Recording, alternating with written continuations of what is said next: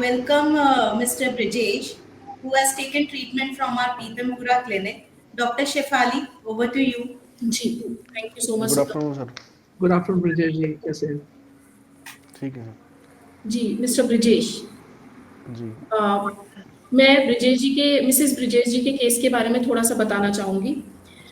ये जो कैंसर है डायग्नोज जो हुआ था, it was a gall bladder cancer, पित्त की थैली। जी ये पित्त की थैली का कैंसर पता चला था जो ऑलरेडी लिवर में जा चुका था, आंतों के पास फैल चुका था। तो it was a stage 4 cancer when it was diagnosed. जी बेसिकली ये वो कैंसर होता है जिसमें ऑलरेडी कीमो वगैरह भी लेते हैं, तो डॉक्टर कहते हैं कि कोई फायदा नहीं है, आप ले जरूर लो, बट होने वाला कुछ खास नहीं है।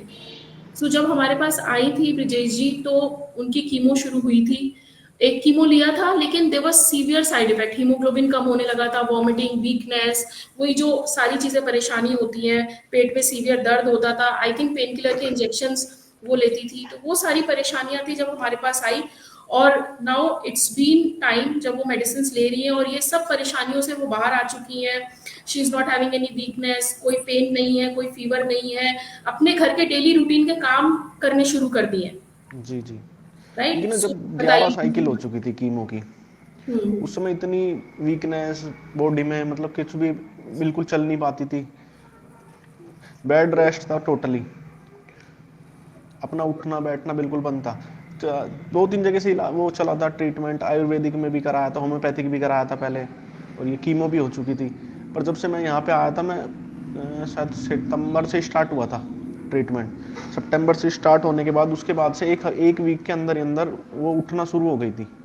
बेड रेस्ट था पहले बिल्कुल, मतलब उठ के कुछ भी काम नहीं कर पाती थी, अपने आप वॉशरूम जाना, इधर उधर कुछ नहीं हो पाता था। और एक हफ्ते के अंदर अंदर मुझे इतना रिलीफ मिला था। मेरी मदर है, पेशेंट जो है मेरी मदर है, तो बहुत ज़्यादा रिलीफ मिला था उन्हें उससे। उसके बाद मैंने सारे ट्रीटमेंट बंद करके सिर्फ यहीं से ही चलाया था, डॉक्टर सालनी से, पीतमपुरा सेंटर में, यहीं से ही मैं ट्रीटमेंट करा हूँ जब से। और मेरे पेशेंट एक बार भी विजिट नहीं करी है सेंटर में, मैं ही जाता हूँ रिपोर्ट्स के मतलब बेसिस पे ही ट्रीटमेंट चल रहा है ओनली। मेरे पेशेंट ने आज तक विजिट नहीं करी है।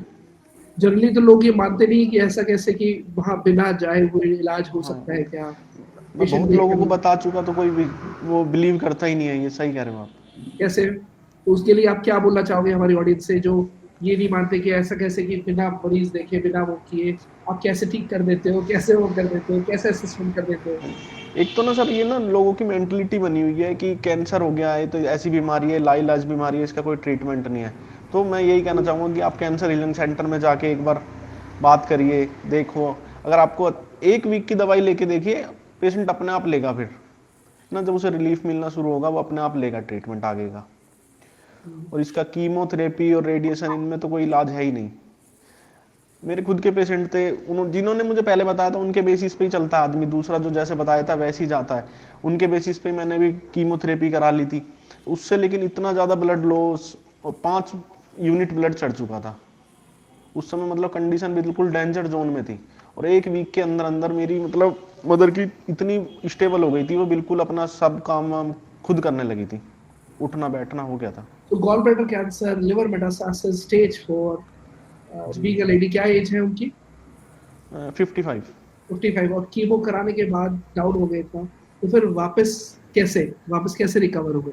लोग तो विश्वास करेंगे नहीं, लोग तो समझेंगे ऐसा पॉसिबल नहीं है, ये तो हो ही नहीं सकता। मेरे केस में तो मुझे मतलब 1 वीक में ही रिजल्ट मिलने शुरू हो गए थे, लेकिन 1 मंथ में और एक्स्ट्रा रिजल्ट मिले मुझे, तो बिल्कुल रिलीफ है इस समय। तो मतलब 4 मंथ हो गए ट्रीटमेंट चलते चलते, 4 मंथ में इस समय बिल्कुल अपना काम खुद कर लेती हैं। कभी कभार थोड़ा बहुत तो वीकनेस आ जाती है, इतनी जल्दी इतना बड़ी बीमारी से एकदम रिकवर नहीं हो सकते, लेकिन बहुत बेटर है।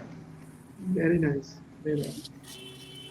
तो मिस्टर ब्रजेश, मैं इधर पूछना चाहती हूँ, आप हमारे ऑडियंस को बताइए कि अगर आप जब ट्रीटमेंट ले रहे थे, किस तरीके का सपोर्ट आपको हमारी तरफ से मिल रहा था अदर देन मेडिसिन?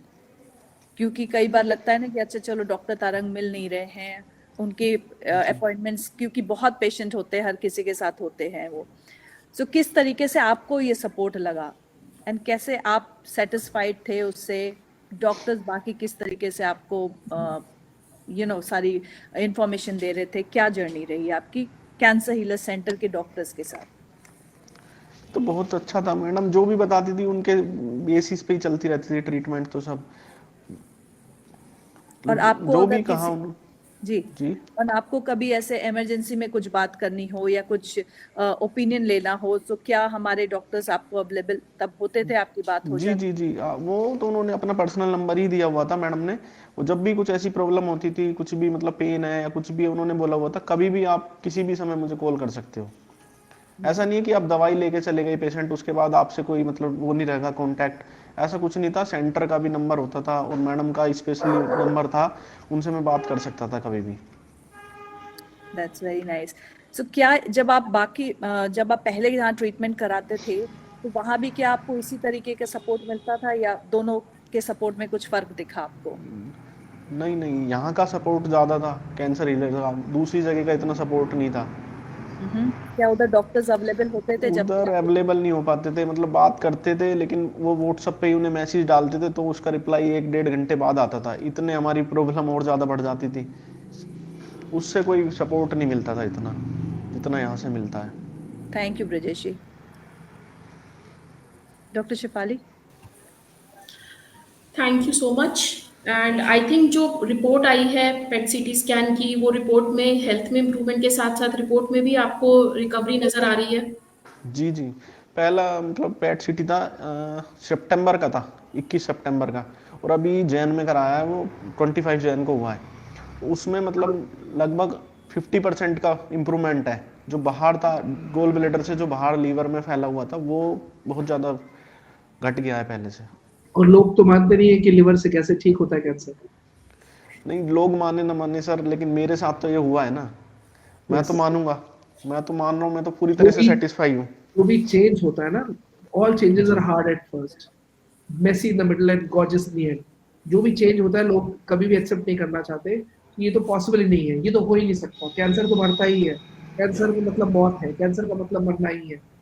उन लोगों को मैं ये बताना चाहूंगा, आपकी थिंकिंग आपको कभी भी पॉजिटिव रिजल्ट नहीं दिखाएगी। अगर आपको जी रिकवर होना है तो ये सोचना छोड़ दो कि कैंसर मतलब it's a synonym of death. उसका पर्याय मौत ही है, उसका पर्याय मृत्यु मृत्यु भी है। कैंसर मतलब आप बच नहीं सकते।